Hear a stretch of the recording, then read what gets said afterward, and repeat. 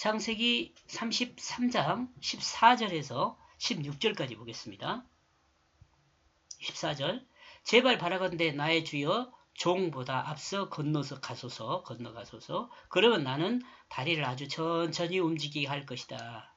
나보다 앞서 가게 한 저 일꾼들보다. 그리고 내가 데리고 여행한 자녀들이 내가 그곳으로 갈 때까지 세일을 향하여 내 주께로.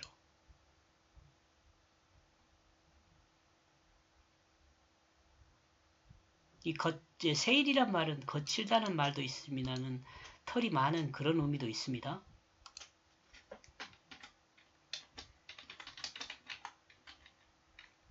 에서의 이름하고 거의 같죠. 야곱은 거듭 에서를 주로 부르고 자신이 종임을 인정합니다. 이삭의 축복의 거꾸로 지금 언어를 사용하고 있는 거죠. 언어는. 야곱은 야복강가에서 천사와 씨름하다가 다리를 유골되었습니다. 다리를 유골됐어요. 그러므로 그 다리를 절고 있습니다. 이를 표현한 말이 자신은 다리를 천천히 움직이고 있다고 말하고 있습니다. 에서는 야곱에게 자신이 천사와 씨름하다 다리가 유골되었다고 말하지 않습니다. 이 말 하지 않아요. 다만 자신의 여러 가지 상황을 설명하여 에서를 설득하고 있습니다. 현재 상황. 다만 자신의 여러 가지 현재 상황을 설명하여 에서를 설득하고 있습니다. 에서는 야곱의 걸음걸이를 보았을 것입니다. 그러므로 에서 또한 설득이 되었습니다. 인간적인 생각인지 모르지만 하나님의 사자가 야곱의 환도뼈를 쳐서 유골되게 했던 것은 인간적인 생각이라고 했습니다. 에서를 향하여 가는 야곱의 모습이 에서 눈에 치근하게 느낄 수 있도록 좋지 않은 것이 아닌가 이런 생각도 해봤습니다. 야곱은 결국 세일로 갈 것이라고 말하고 있습니다. 다만 속도가 좀 늦춰져서 가겠다는 것으로 설명하고 있습니다. 15절 그러므로 에서는 말하고 있습니다. 나는 너와 함께한 백성 가운데 나는 나와 함께한 백성 가운데 너를 영원히 머무르게 만들 것이다. 그러자 그는 말하고 있다. 내가 어떻게 당신의 두 눈에 은혜를 입을 수 있습니까? 야곱의 설득에 에서는 말하고 있습니다. 나와 함께한 백성 가운데 너는 영원히 머무를 것이라고 말합니다. 이 말은 무슨 말일까요? 에서는 야곱에게 에서의 땅에 영원히 거하게 만들 것임을 선언한 것으로 볼 수 있습니다. 함께 살겠다는 거죠. 또한 생각하면 에서와 함께 했던 400명의 장정이 야곱과 함께 하게 만들겠다는 에서의 말일 수도 있습니다. 이것은 제 생각입니다.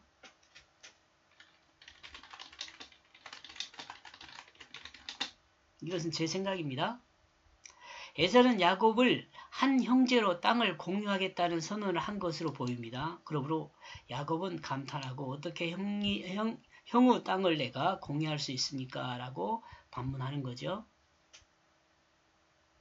예수님은 큰 아들과 작은 아들의 비유를 들어 설명을 한 적이 있죠. 이때 그 큰 아들은 에서일 수 있고 작은 아들은 야곱일 수 있습니다. 이렇게 말하면 야곱은 가난하지 않고 부자였다고 말할 수 있을 것입니다. 그러나 하나님의 뜻을 전달하는 성경은 물질이 많고 적음에 있지 않고 성경에 등장하는 사람을 통해 전달하는 의미에 있습니다. 성경은 의미를 전달하기 위해 사용한 거예요. 그러므로 야곱과 작은 아들의 일면을 닮아 있음을 부정할 수 없습니다. 야곱과 작은 아들의 일면이 한 면이 그러므로 예수님은 이 일면을 통해 하나님의 뜻을 전달하고 있다고 볼 때 우리는 하나님의 뜻을 공감할 수 있는 내용이라고 보는 거죠. 이 두 이야기를 통해서 뜻을 공감할 수 있는 거죠.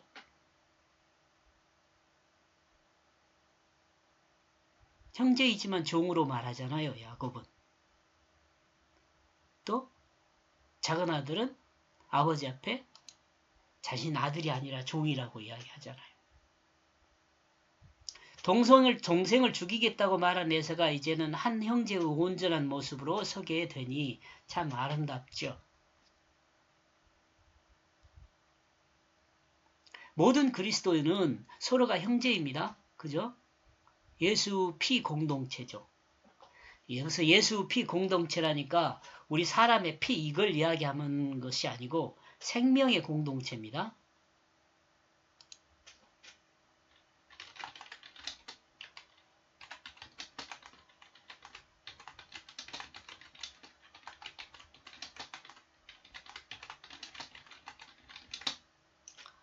예수의 피 공동체는 생명 공동체를 말해요. 피가 생명을 말해요. 서로가 남인 것 같지만 형제가 되어 같은 교회 안에 교회 안에서 하나님 나라를 연습하게 된다는 생각이죠. 우리 그리스도인들이요. 하나님 나라를 연습하게 된다는.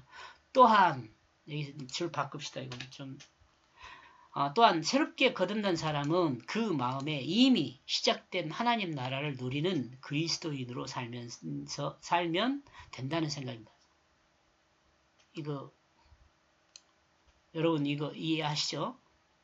또한 새롭게 거듭난 사람은 그 마음에서 이미 시작된 하나님 나라를 누리는 그리스도인으로 살면 된다는 생각입니다. 교회 안에서요. 아주 영원히 살면 된다는 것입니다. 왜냐하면 죽음을 보지 않는 특권이 있기 때문입니다. 새롭게 거듭난 사람 있잖아요. 새롭게 거듭난 사람은 특권이 있는 사람이에요. 죽음을 보지 않는 특권이 있는 사람이에요.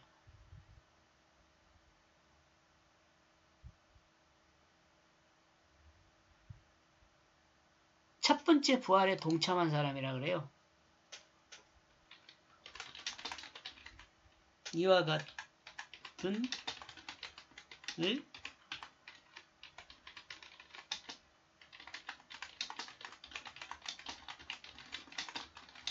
첫 번째 부활에 동참한 사람이라 그래요. 16절 그러므로 그날의 에서는 세일을 향하여 돌아가고 있다. 여기서 이 에서라는 말 있잖아요. 에서 단수예요. 단수. 이것에 대해서 설명하는 게 지금 이거예요. 에서는 세일을 향하여 돌아갔습니다. 가고 있습니다. 또는 400명의 장정과 함께 왔던 에서가 세일로 돌아갈 때는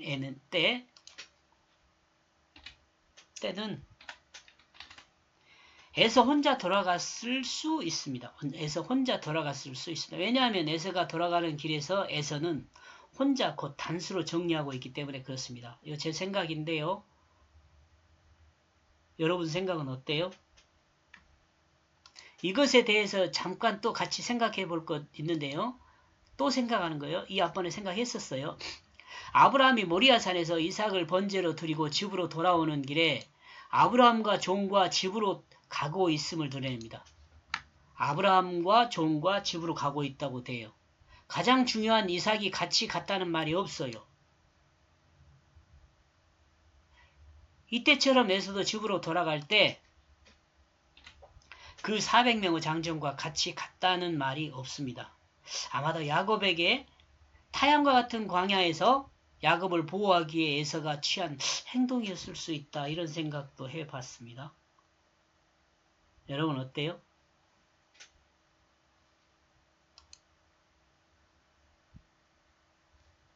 만약 이렇다면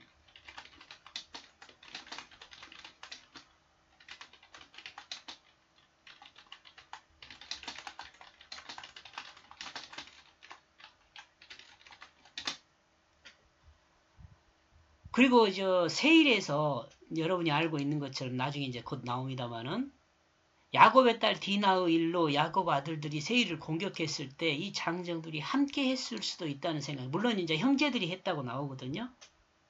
근데 세일이 그 주변 사람들이 꼼짝 못 하잖아요. 물론 할례를 행해서 그런 것과 같이 그럴 수 있지만은 세일 주변에는 그 세일의 형제들이 또 살고 있거든요. 야곱이 그때 은 100개를 주고 산 땅은 세일 땅이라기보다는 세일의 형제의 땅일 수 있거든요. 이런 생각 해보는 거죠. 회복된 형제의 모습 아름다움이라고 할까요?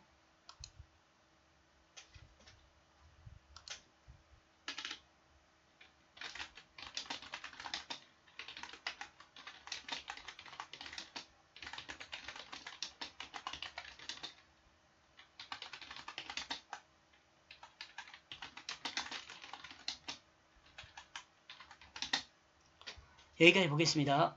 그리고 12절부터 16절까지의 요약 정리하면은요. 야곱은 에서 앞에 가게 하고 예서를 앞에 가게 하고 자신은 천천히 세일로 향한다. 이렇게 정리해 보았습니다. 고맙습니다.